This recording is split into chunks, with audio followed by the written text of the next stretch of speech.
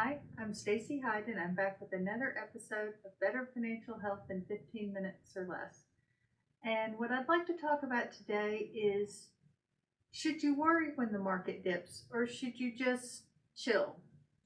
And the short answer is, most of the time you should just chill. Like, for example, this year started out bad, it's recovered, now it's gone back again. We call it the tariff tantrum. But I think what's important to look at is, in most years, there is a drawdown. And history says that the market corrects down about 10% every 1.5 years. But that doesn't mean that the markets were actually down that much in any particular year. And so we call that 10% a correction. If markets are down 20%, we tend to call that a bear market. And they can be scary. It feels terrible. I'm not even going to pretend.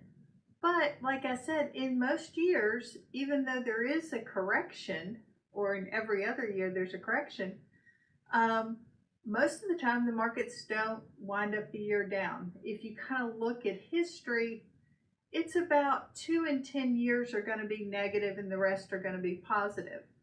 I also think it's interesting to note that the market has averaged around 10%. And when I say the market, I'm talking about the S&P 500, has averaged about 10% all the way back through the Great Depression. But there's never been a year where the market has returned exactly 10%. So that's the average, but some years it's up 30%. Some years it's down 20. Some years it's up 3. It's all over the place. You just have to be patient. So what I would cause you to do is, when you're feeling stress around these market pullbacks, just take a second and check yourself. Is it your plan? Hopefully you have a plan. Or is it just the headlines causing you to become nervous? Because if your time horizon hasn't changed, if your risk tolerance hasn't changed, and you don't have a need for the money that you're investing in the next 3 to 5 years, nothing has changed to cause you to take action. Sometimes that's the hardest thing that we do as advisors, is telling people the answer is to do nothing. I actually had that conversation with a client yesterday. We are not going to change anything. You are appropriately allocated for your risk tolerance. We have some stuff that does well in an up market. We have some stuff that does well in a down market. And we have some other strategies that help kind of protect all along. But they are giving up upside for that protection. Because there's this behavioral trap. We tend to project what has happened most recently into the future. So if markets are up and they've been up 20%, 30%, we tend to project that forward. If the markets are down, we tend to project that forward. So it's real easy to do that, but neither of those is correct. The markets are going to go up and go down. So what should you do instead? Stick to your plan or tweak it.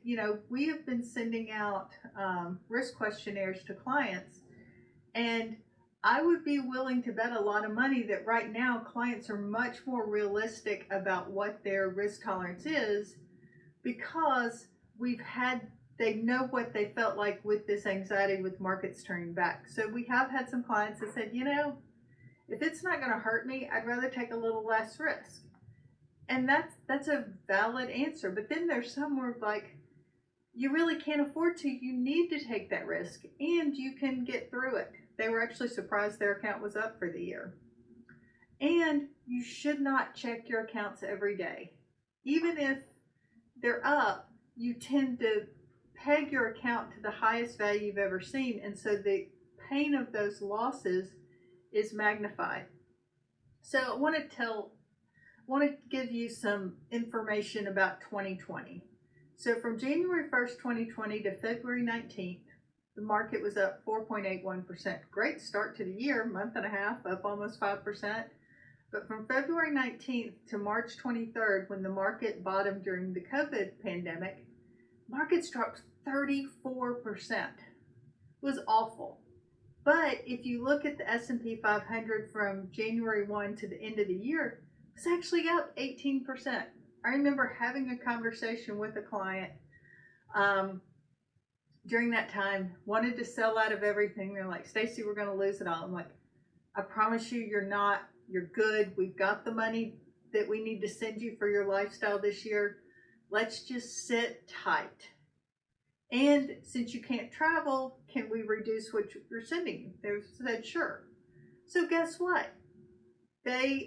We didn't do anything. Their account recovered. They made money. They were kind of shocked. So when it came time the next year, we're like, okay, as soon as you can travel again, where do you want to go? Because we have all this extra money that you didn't expect to have.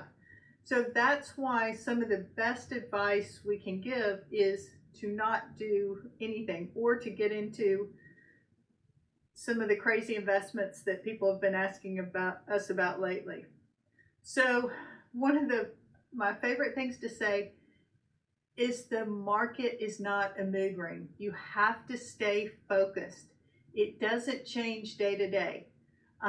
You have to just be patient and invest for the long term, and make sure you've got enough safe stuff to get you through the inevitable downtimes.